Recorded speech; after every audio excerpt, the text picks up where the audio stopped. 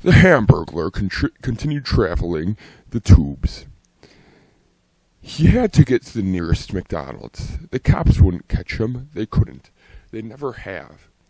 He could just sleep in the tubes between the next McDonald's, but they were dangerous at night. Besides, he was on a roll. 3 victims this week. He got some pussy from an elk in the woods. He stole some guy's Scooby-Doo bong, and he had sex with that. Oh boy, did the Hamburglar love sex. Oh yes. He had been crawling in the tubes for about 5 hours when he heard, "Hey, it's Hamburglar! Get him!" The Hamburglar figured it was the cops and scurried away. He was very fast, much faster than the people following him, and after a series of turns he lost them. He found that he was now very near the McDonald's of Milwaukee, and he figured he would stay there for a few days.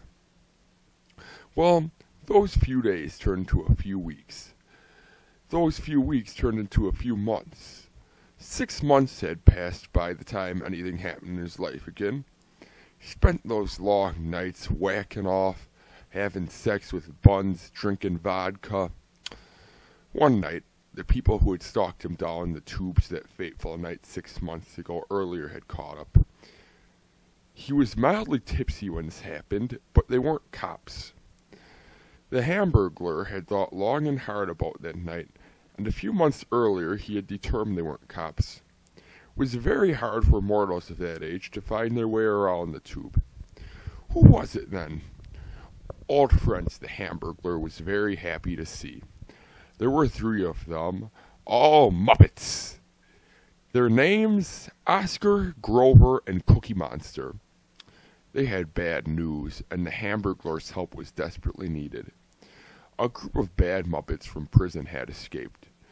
They blew a wall open and killed some guards and let all the other Muppets out of prison.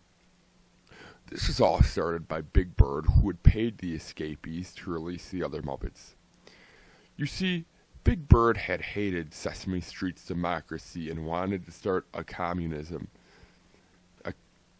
communist sect of Sesame Street. He promised the original escapees high government positions if they let all of the prisoners escape. He armed all escaping Muppets with powerful guns and explosives. A civil war had started on Sesame Street. "It's terrible," Cookie Monster said, with tears strolling down his eyes.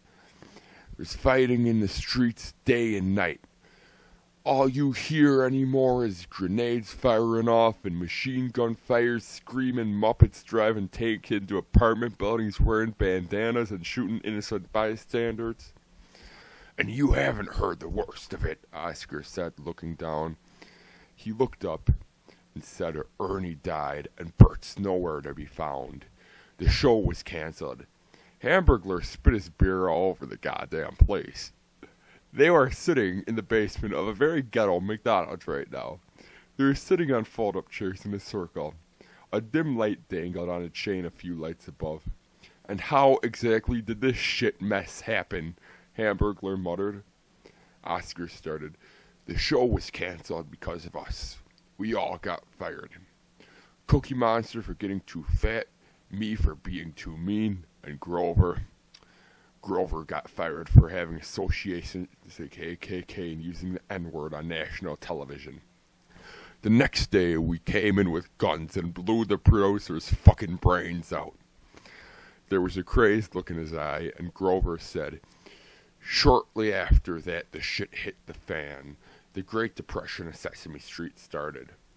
There was a party at Elmo's house, and when Big Bird, this was before he became a communist, decided to move the party into the bathroom, they found Bert and Ernie sodomizing in there drunk.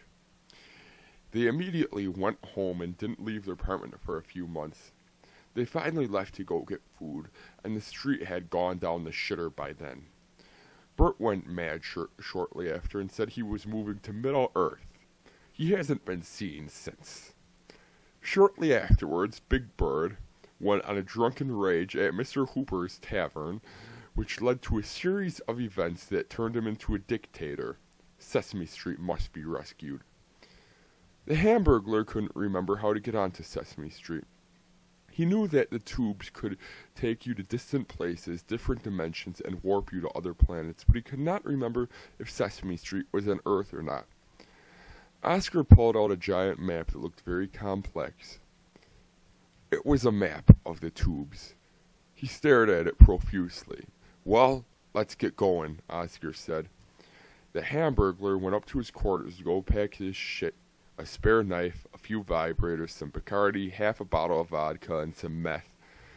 He threw all his stuff into a duffel bag and went to the play place to meet the Muppets.